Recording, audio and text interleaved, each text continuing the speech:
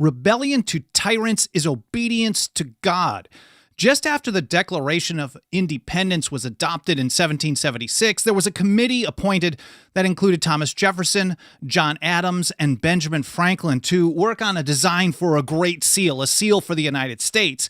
And the version that came out of the committee, it wasn't approved in the final end of it, but it included that powerful phrase on the reverse. Rebellion to tyrants is obedience to God. It certainly is a form of a motto for the American Revolution. While we don't know who originally wrote the phrase, we can trace the philosophical and moral roots to a guy named Jonathan Mayhew, someone almost everyone forgets, maybe because he passed away in the 1760s, but his widely read and almost entirely forgotten 1750 sermon on resisting tyranny. In it, he laid the moral, religious, and philosophical foundation for much of the revolution, and in this episode, you're going to learn at least a bit about it. But first of all, welcome, and thank you for joining me here on the Path to Liberty. My name is Michael Bolden with the 10th Amendment Center, and this is the show for Wednesday, September 25th, 2024. And I want to kick it off first here with a letter from John Adams to just get a quick overview of what we mean by the American Revolution. A lot of people kind of conflate the revolution with the War of Secession, the War for Independence. And really, the revolution was a radical change in the viewpoints of the people that happened over a number of years. And here's how he put it in a letter to Hezekiah Niles. But what do we mean by the American Revolution? Do we mean the American War? The revolution was effected before the war commenced.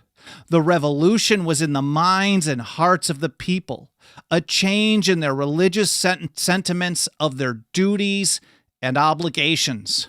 And he continued explaining all the things that happened over the years. And he said this radical change in the principles, opinions, sentiments, and affection of the people was the real American Revolution. And no one from the time really disagreed with this. There was some debate, and that was part of what these letters were, of who started it.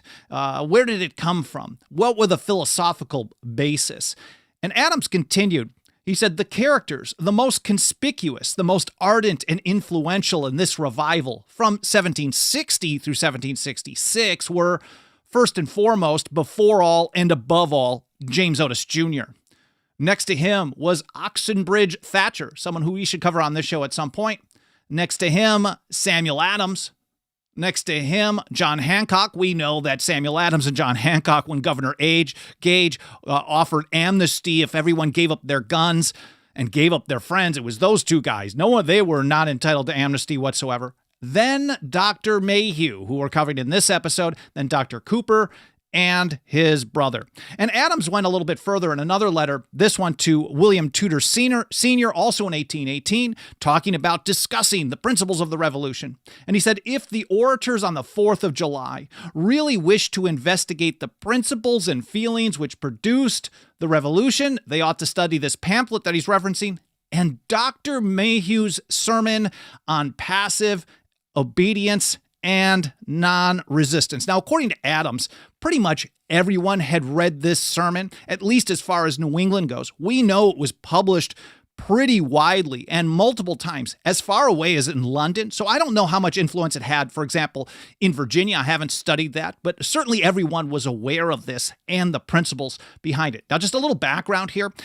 Jonathan Mayhew was born in October of 1720 to one of the most prestigious families in New England. He was the great-grandson of a guy named Thomas Mayhew, and this guy established the first European settlement on Martha's Vineyard, Nantucket, and adjacent islands in 1642. So old school American family. He's one of the editors, his great-grandfather was one of the editors of the Bay Psalm book, which I discussed briefly in a comment. So if you're following the comments on these episodes on Monday's show, which was the first book published in the American colony. So Mayhew's family was part of that. It was the first book published in the 13 colonies. So this was just kind of a little bit background here. To hear from Keegan Foley over at the West End Museum, where he was the pastor, she said Mayhew was also one of the first American Whigs or revolutionaries. He He had close friendships with Bostonians who would lead the future American Revolution, including James Otis, John and Samuel Adams, James Bowdoin, John Hancock. And I don't know why she includes Thomas Paine here, but he did have a friendship with Paine. Though through his sermons and writings, and this sermon that we're discussing here in just a few minutes has some really powerful stuff, Mayhew articulated a philosophy that the American colonists would use to biblically justify their revolt. His interpretation of Romans 13, if you've heard of this, you know all about it at least, a biblical passage on the conduct of governors and the governed, was the cornerstone of his argument that resistance to tyrannical rule was both justified and a Christian duty. The short version is, when they're doing stuff that they're authorized to do, then they are acting in line with their Christian duty. That is, the people who are in power in any form of government. Now, of course, some people at the time thought this only applied to monarchs, but he made the case that applied to every system of government, whether a republic or anything. And the argument goes that as long as they're within those bounds, you're bound to yield obedience. But as soon as they go beyond that, you not only have a duty to, it's not only justified that you disobey them, but you have a duty at some point to resist as well. Now, I'm no expert on anything biblical. You'll never get me professing that. So my apologies if I make this Romans 13 argument too basic. I know some of you out there in the comments will definitely probably nail me on some of this, but I'll do my best. So we have this passage. Let every person be subject to the governing authorities, for there is no authority except from God, and those that exist have been instituted by God. Therefore, whoever resists the authorities resists what God has appointed, and those who resist will incur judgment. So the argument that the people in power absolutely loved back then, and they certainly love this kind of mentality today as well, was that government basically needs to be obeyed at all times, in every situation, in all circumstances. And if it does a bunch of bad stuff, well, that's just, God handing down his punishment for something you did wrong or the people have done wrong. And you just got to bear it until, well, you get different leaders that do things differently. And all you can do is basically beg and plead and quietly obey. And this was really developed, at least at the time, into something that was known as a specific philosophical doctrine called unlimited passive obedience and non-resistance. You had to stay passive and you couldn't resist anyone or anything ever. This is, well, pretty crazy stuff to me. Now, hear from Eric Patterson over at Providence Mag. For many people, he points out, there were issues, open questions that had to be answered. He said, in brief, the clergy followed Romans 13, which said that the state's foremost purpose was to provide political order. But then there was still a natural question. He said the basic question for many was, what's the appropriate response of citizens to a king, well, and for Mayhew, for any form of government, who neglected his responsibility to provide political order because the regime had become a tyranny. Now, order isn't about control. It is about following the rules of the system. And for the British, that was an unwritten British constitution, but they still had long-standing traditions of how things were supposed to operate. And back to Eric again, he said Mayhew, Jonathan Mayhew, alongside people like John Tucker, Samuel West, and others, understood biblical passages like Romans 13 to support the right of resistance to tyranny, not total unlimited passive obedience and non-resistance. They actually made the case that it supported the idea that you're supposed to resist. You have a duty to take a stand for what's right. But they did take great pains to make clear that these passages impose duties of obedience on subjects. So the short version, TLDR, when they're doing stuff within the bounds of what they're supposed to do, just submit to them. But as soon as they go beyond that, and for us, that's 24/7, 365 certainly, you have a duty to take a stand for what's right, despite what the people in power are doing.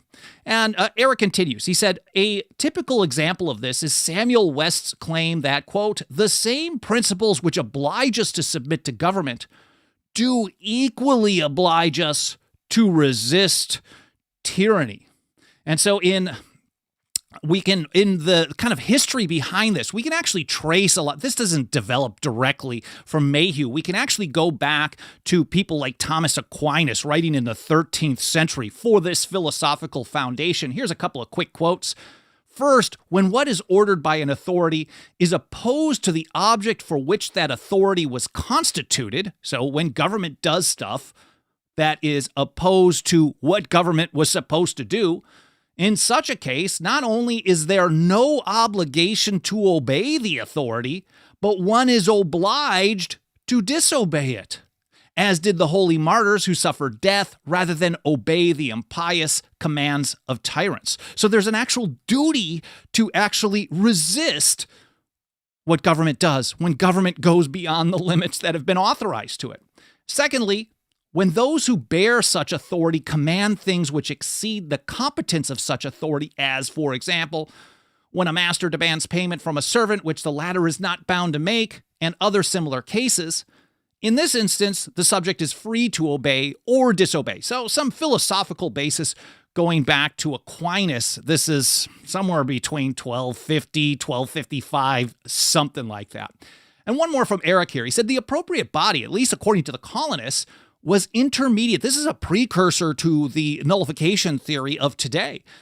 Theory, principle, fact, whatever you want to call it. The process was intermediate political authorities like chartered colonial governments, acting within the rule of law to preserve security, rights, and freedom of the citizen. So the doctrine of lesser magistrates, for those of you who know further back history there. By 1776, he writes, many understood the provincial governments of the colonies as providing the authority necessary to protect citizens from, I love this, red-coated German mercenaries. And that brings me to this sermon that everyone, according to John Adams, everyone read this thing.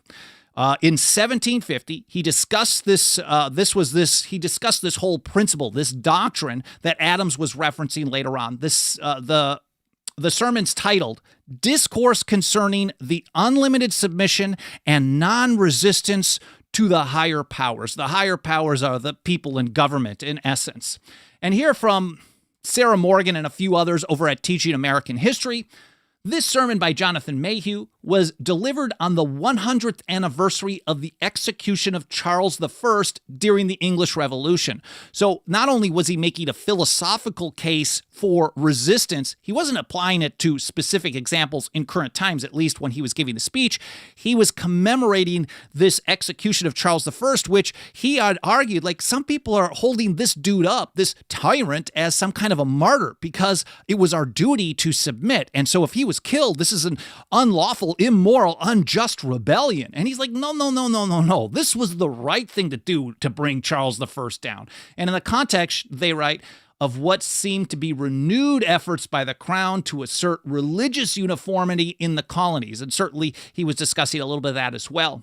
In commemorating the history of the regicide, they write, Mayhew reminded his audience of the long English dissenting tradition in which the Christians are held to not only have a right, but a duty to resist governments whenever they fail to secure the public good. And under the Constitution for the United States, securing the public good is following the Constitution for the United States, and every step beyond that is, well, arbitrary power. It's a form of tyranny.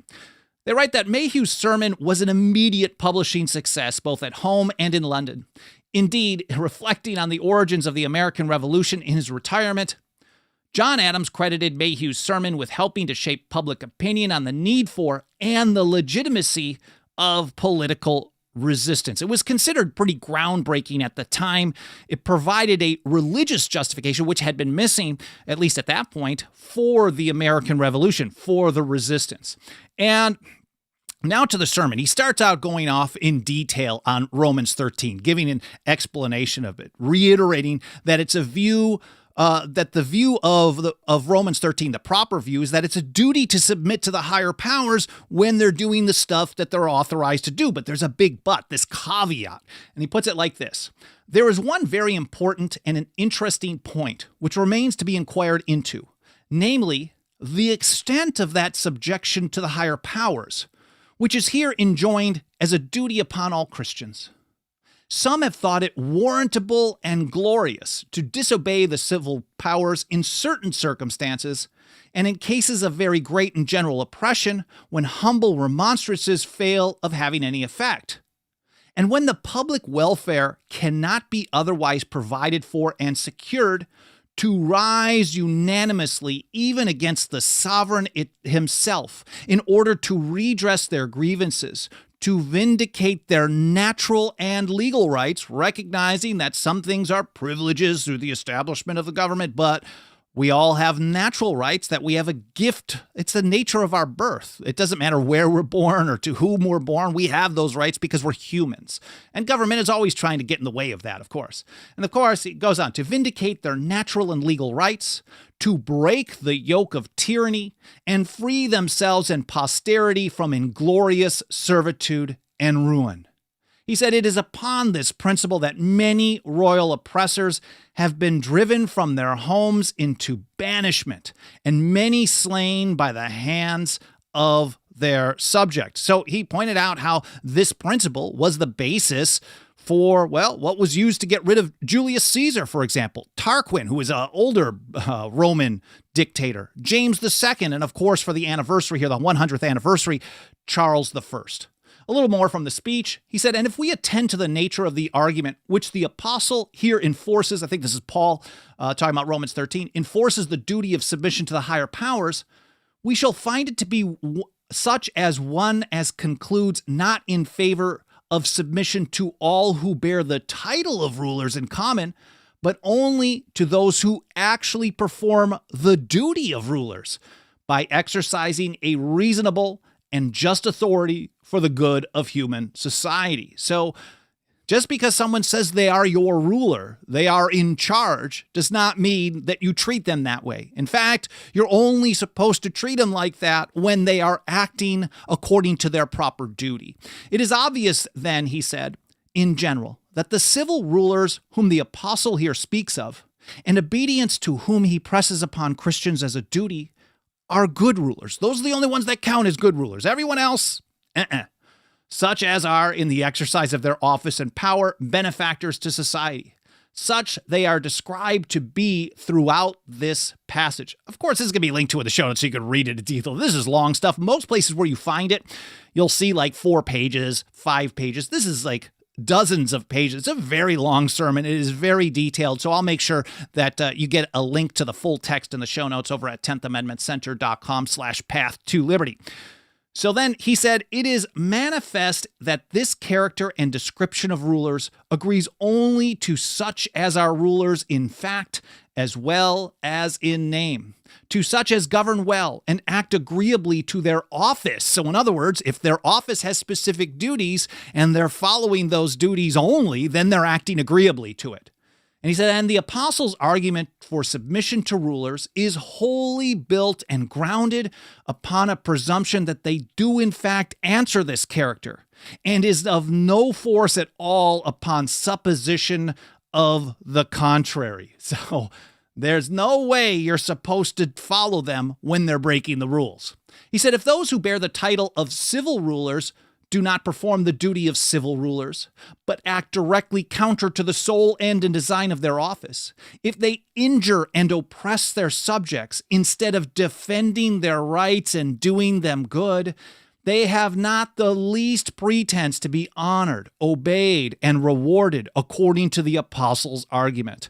Now, of course, he even discussed in this sermon, like, oh, okay, I know some people are going to take the position that, my job is to be a preacher, and I shouldn't talk about political things. And we hear the same kind of thing today. And in fact, there's very few people that are preachers that really talk about the foundational principles. And he's like, look, if we're talking about the Bible is supposedly telling us that we have to submit in all situations all the time, no matter what they do. They may be stealing, robbing, murdering, whatever, and you still got to just bend the knee. It's like, it's my duty to actually talk about this and explain what the caveat, what the limitations of this are. So when government stays, again, I'm going to keep saying this, when government is within the bounds, the moral principle then, at least for the founding generation, you see people like Samuel Adams have a very strong moral character about everything that he approached. When government is within the bounds, then the people should follow along. But when they don't, there's a duty to protect your liberty. Going further, he takes a bunch of verses and flips them around to make his point. And these are verses from Romans 13. But he gives it his own spin the other direction. He said, if rulers are a terror to good works and not to the evil, if they are not ministers for good to society, but for evil and distress by violence and oppression, This should sound pretty familiar. If they execute wrath upon sober, peaceable persons who do their duty as members of society, and suffer rich and honorable knaves to escape with impunity, if instead of attending continually upon the good work of advancing the public welfare, they attend only upon the gratification of their own lust and pride and ambition to the destruction of the public welfare, if this be the case, there's no if with us, but if this be the case, it is plain that the apostles' argument for submission does not reach them. They are not the same, but different persons from those whom he characterizes and who must be obeyed according to his reasoning. Now, we see this mentality permeate throughout the American Revolution, those years of the radical change of the viewpoints of the people, going back to around 1760 through the shot heard around the world in 1775. Here, for example, Patrick Henry in his great Virginia Resolves against the Stamp Act in May of 1765. Of course, I've covered this on this show many times, but here's a couple of little excerpts that you can see similar takes here. Resolved, therefore, that the General Assembly of this colony, together with His Majesty or his substitutes, have in their representative capacity the only exclusive right and power to lay taxes and imposts upon the inhabitants of this colony. So he's talking about the long-standing unwritten British Constitution, the tradition of how things have gone according to the agreed compacts that they had set up.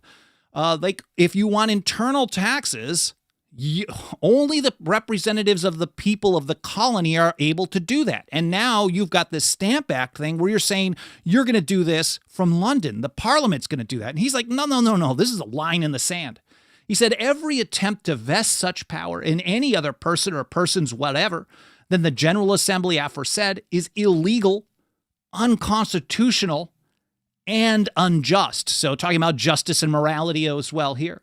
And have a manifest tendency to destroy British as well as American liberty. So what's the proper response? If we're following this type of a viewpoint from Mayhew, Patrick Henry certainly carried this type of morality as well. He said, resolved that His Majesty's liege people, still acknowledging an obedience as a subject to the king. I mean, it sounds weird to read it, but that's how it was, When in Rome, I guess. The inhabitants of this colony are not bound to yield obedience to any law or ordinance whatever designed to impose any taxation whatsoever upon them other than the laws or ordinances of the General Assembly aforesaid. So Patrick Henry, again, taking the exact same position that Jonathan Mayhew had some years earlier. And of course, maybe he learned it from Aquinas. Who knows? I don't know. I don't see Patrick Henry citing specifically Mayhew here, but we can see how this really started to expand and grow throughout the Revolution, that they are authorized to do certain things. When they do, we're going to go along with it. But as soon as they go beyond it, you are not bound to yield obedience. There is no unlimited submission. We see a similar take in the Declaration and Resolves of the First Continental Congress in October of 1774. I've done an episode on this a number of years ago. I think I should probably do another one this year. It was followed up a few days later by the Continental Association, one of the big four. They went through a list of British acts that they considered infringements and violations of the rights of the colonists. And then they summed it up with this: to these grievous acts and measures, Americans cannot submit. So they're actually taking it a little bit further here by 1774, taking the position that not only are you not bound to yield obedience, but we cannot submit to stuff that is violating our rights, that you're not authorized to do in the first place. Infringements and violations of the rights of the colonists. Now, I'm going to link to all these original. Well, I'm not going to do it. Alan Mosley, who does a great job organizing consistently a blog post for every single episode, he will get that. We've got a show links section. We publish a blog post a couple of hours after the live stream is done over at 10thamendmentcenter.com/path-to-liberty. Again, 10thamendmentcenter.com/path-to-liberty. Alan Mosley will get that organized. And there will be a show link section for every single blog post where you can say, hey, Bolden, you were citing this speech. You're citing Patrick Henry's Virginia Resolves or this declaration from Congress, First Continental Congress. Where do I find that stuff? will all be linked to in the show notes, pretty much in the order that I go through it in the episode to some degree. I do my best in my outline to put it that way, so it's a little bit easier for Alan to put that all in there. He also will include all the different platforms that we're on. Of course, we live stream on the mainstream ones like X and YouTube and Facebook and Twitch and LinkedIn. We also live stream at some great platforms, alternative ones, what they're called, rumble.com and odyssey.com. I'm very grateful for you following us, watching, or listening on whatever platform we're on. Of course, we're on the audio-only podcast edition just about everywhere. If we're missing from one, let me know in the comments, or team@10thamendmentcenter.com. Again, team@10thamendmentcenter.com. And I want to take a quick hello to a few people out in the live chat. I appreciate you being here, whether this is your first episode or you've been here for every single one since day one. Lynn Lawson over on Facebook talking about her Pastor Chuck Baldwin, which is pretty cool. We've communicated with Chuck many times over the years. It's been a few years since we've reached out to him. There's Robbie and Zephyr and Dan and Brewster, Kirk, Haji, Charles, Senator DT, and a number of other people. I appreciate you all being here again, whether you've been here for all the episodes or this is your first time with us. But let's get right back to it again. 10thamendmentcenter.com/path-to-liberty is where you're going to find the blog post for this episode in a couple of hours. Now back to Mayhew's speech. He said, when once magistrates act contrary to their office and the end of their institution, when they rob and ruin the public, instead of being guardians of its peace and welfare, they immediately cease to be the ordinance and ministers of God, and no more deserve that glorious character than common pirates and highwaymen.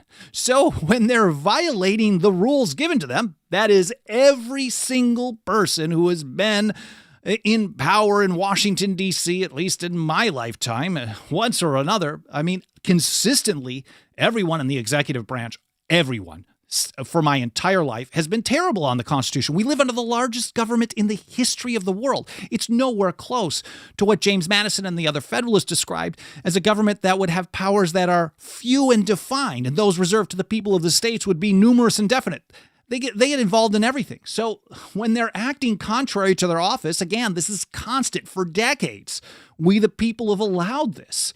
When they rob and ruin the public, they're just mere pirates and highwaymen. And if you're thinking about highwaymen, maybe you have the same mentality on this as I do, because I immediately think of Lysander Spooner's great essay, No Treason, number 6, where he compares government to a highwayman. But he actually goes a little bit further than Mayhew does, and he says the highwayman is a much better deal because government keeps coming back for more.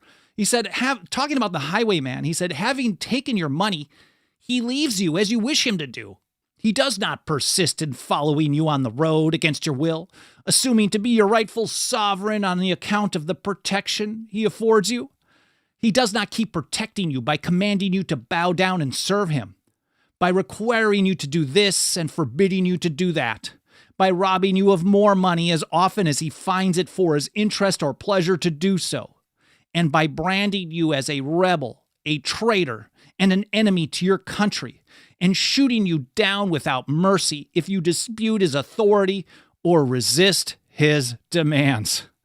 Man, Spooner had a way with words. That'll be linked to in the show notes as well in case you want to get a little bit more. I've got another one from Spooner here in a little bit. But back to Mayhew, he takes it to the next level. Not only is it a duty to not obey, he actually takes it further. He said, I now add farther that the apostles' argument is so far from proving it to be the duty of the people to obey and submit to such rulers as act in contradiction to the public good, and so to the design of their office, that it proves the direct contrary.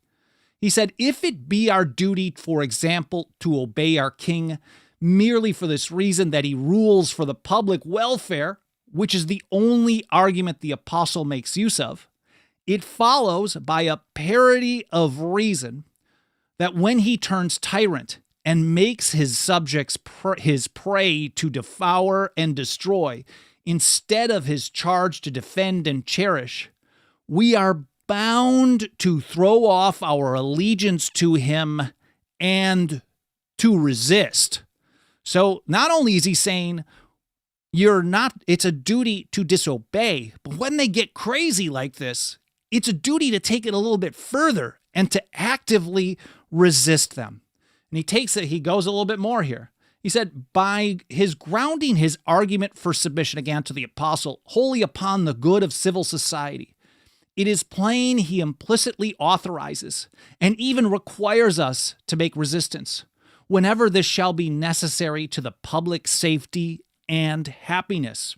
Sounds a little Declaration of Independence, doesn't it? Of course, I'm going to cite that in a little bit. But Mayhew goes a little further here. Again, we're on page 40, at least in how this one is laid out here. There's a lot. For a nation thus abused to arise unanimously and to resist their prince, even to the dethroning him, is not criminal, but a reasonable way of vindicating their liberties and just rights. It is making use of the means, and the only means which God has put into their power, for mutual and self-defense. So he's saying, you have these means of self-defense, self-preservation, and if you don't use them, that's bad. He said it would be highly criminal in them not to make use of this means. You've been gifted this tool of self-defense, and now they're saying, whoa, you're not allowed to use this. He's like, no, it's criminal to actually avoid using this. And we can see that also in the Declaration of the Causes and Necessity of Taking Up Arms, July 6, 1775, passed unanimously by the Second Continental Congress. This was drafted by John Dickinson, penman of the American Revolution, and Thomas Jefferson about a year before the Declaration of Independence. It's, again, a couple of months after Lexington and Concord and the shot heard round the world. Here's a couple of brief passages. With hearts fortified with these animating reflections, we most solemnly before God and the world declare that exerting the utmost energy of those powers with our beneficent Creator hath graciously bestowed upon us. You can see how it's the same kind of principle as Mayhew is saying. Like, you have been given this gift, these powers, this means of self-defense. It is your natural gift as a humanity. And so they're actually taking the same position, Jefferson and Dickinson here. We've been given this energy and powers. The arms we have been compelled by our enemies to assume we will, in defiance of every hazard, with unabating firmness and perseverance, employ for the preservation of our liberties, being with one mind, resolved to die freemen rather than live slaves. And they sum it up with this: in our own native land, in defense of the freedom that is our birthright, and which we ever enjoyed till the late violation of it, for the protection of our property, acquired solely by the honest industry of our forefathers and ourselves, against violence actually offered, we have taken up arms. Again, you can see all of these principles that I've been highlighting from Mayhew's sermon, all kind of summed up in these short paragraphs from Dickinson, Jefferson, and the Second Continental Congress. And they sum it up with, we shall lay them down when hostilities shall cease on the part of the aggressors, and all danger of their being renewed shall be removed, and not before. Now, Spooner had a very similar take on resistance as a duty, and government going beyond its limits, no longer being, well, a proper agent for that government. Here he is in his defense for fugitive slaves. He said, an officer of the government is an officer of the law only when he is proceeding according to the law. Very similar take. The moment he steps beyond the law, he, like other men, forfeits its protection and may be resisted like any other trespasser. An unconstitutional statute is no law in the view of the Constitution. This is literally what all the founders, even Alexander Hamilton, the big government people, said as soon as they go beyond the limits, that act is void. He said, and that's what Spooner is saying. It is void and confers no authority on anyone. And whoever attempts to execute it does so at his peril. Well, that's how it should be. His holding a commission is no legal protection for him. So we see similar takes to what Mayhew had to say. We know that Spooner read a ton of stuff from the Revolution and much earlier. So I would think he was aware of Mayhew's speech. He certainly was aware of these types of principles that, if you're in government, just because you're a government agent doesn't mean you have protection for doing whatever the hell you want. He said, and the exercise of this right of resistance is neither rebellion against the Constitution nor revolution. It is a maintenance of the Constitution itself by keeping the government within the Constitution. In essence, if they pass a law and no one follows it, well, they haven't violated the Constitution. They certainly have tried, but that's how you keep government in check. It is also a defense of the natural rights of the people against robbers and trespassers who attempt to set up their own personal authority and power in opposition to those of the Constitution and people which they were appointed to administer. That was worth adding there as well. Anyways, from there, Mayhew went into a long discussion later in his sermon, applying these principles of disobedience and outright resistance to that of Charles I, the regicide, the 100-year anniversary. I think it's like 13 pages or so in this document. But then he said, it is to be hoped that all of this will prove a standing memento, that Britons will not be slaves, and a warning to all corrupt counselors and ministers not to go too far in advising to arbitrary, despotic measures. So this mentality, this approach is supposed to be a warning. That was Thomas Jefferson's mentality when he said a little rebellion every now and then is a good thing. Now, he didn't want to see death and suffering, but he said the fact that people have some backbone and are willing to act on a level of resistance, this tells people in government that when they go beyond their limits, they might face some problems. This is the same thing that that Pastor Mayhew had to say as well. Don't go too far in advising arbitrary despotic measures. We also saw John Hancock just in the days before the Stamp Act was supposed to go into effect in 1765, maybe weeks. He sent a letter to his London agent, Jonathan Bernard, and said, the people of this country will never be made slaves of by a submission to the damned act. And that's the same mentality that we saw 15 years earlier here in 1750. And he said, Mayhew said, to conclude, let us all learn to be free and to be loyal. Let us not profess ourselves vassals to the lawless pleasure of any man on earth.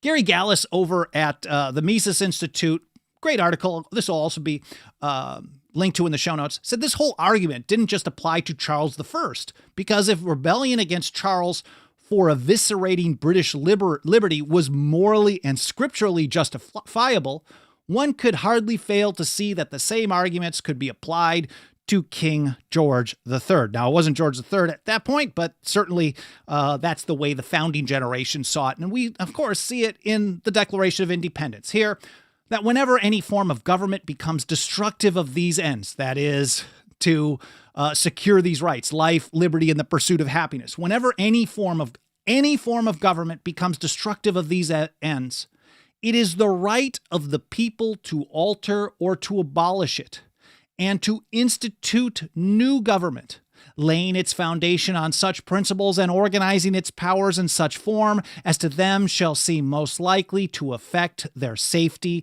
and happiness.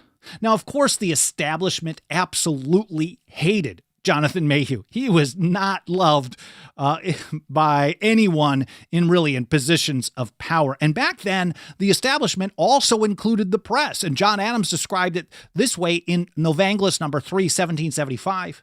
How was he treated from the press? Did not the Reverend You think we only have a bad press today? We've always had a bad press. The establishment likes controlling or having people, well, how was he treated from the press? Did not the Reverend Tories, who were pleased to write against him, the missionaries of defamation as well as bigotry and passive obedience in their pamphlets and newspapers, bespatter him all over with their filth?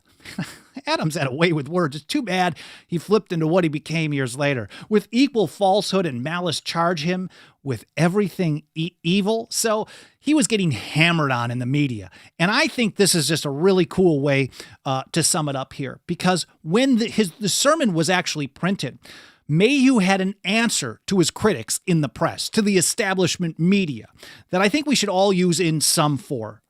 It was like a preface to the publishing called an advertisement. And he said, the author of this discourse has been credibly informed that some persons, both formerly and lately, have wrote either at or about him or something, but will tell what, in the common newspapers which he does not often read. So in other words, he's saying like, look, I hear you guys have been talking trash about me before, and you're currently doing it, and you publish it in these newspapers. I'm just hearing it through the grapevine, but I don't read this stuff. So he therefore takes this opportunity to assure the writers of that rank and in that form, once and for all, that they may slander him as much as they please without his notice, and very probably without his knowledge.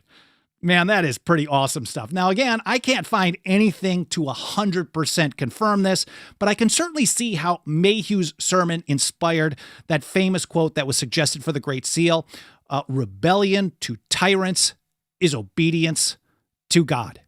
And this is the kind of information that almost no one is learning in the government-run schools. I certainly never learned it, and I went to school kind of back in the good old days. And I'm sure no one's really learning this today. Maybe some people get Chuck Baldwin or a good educator here and there, and we have to encourage that. But that's why we work so hard every single day to reach and teach more and more people about these essential foundational principles from the Constitution to the Revolution and much further back as well. And nothing helps us get this information out to more and more people more than the financial faith and support of our members. You can join us for as little as $2 a month. If you got a couple of bucks of that dirty government fiat, please consider throwing it our way over at 10thamendmentcenter.com/members. We also have annual, 5-year, and lifetime options. Again, 10thamendmentcenter.com/members. If you can't contribute financially, no pressure. We're going to keep doing this, and I appreciate you being here one way or the other. But if you can pitch in, I'd be extremely grateful to any consideration you can give to joining us today. 10thamendmentcenter.com/members. You can also help us spread the word, doing a few free, easy peasy things like smashing the like button, leaving a review on Apple Podcasts or any other podcast platform, subscribe, get notifications, comments in the archives. All these things can help trigger the algorithms and tell these mainstream platforms to show us to more people. Again, I really appreciate you spending some of your time with me today. I hope you enjoyed this episode as much as I enjoyed sharing this information with you. I hope you're having an awesome day, and I hope to see you next time here on the Path to Liberty.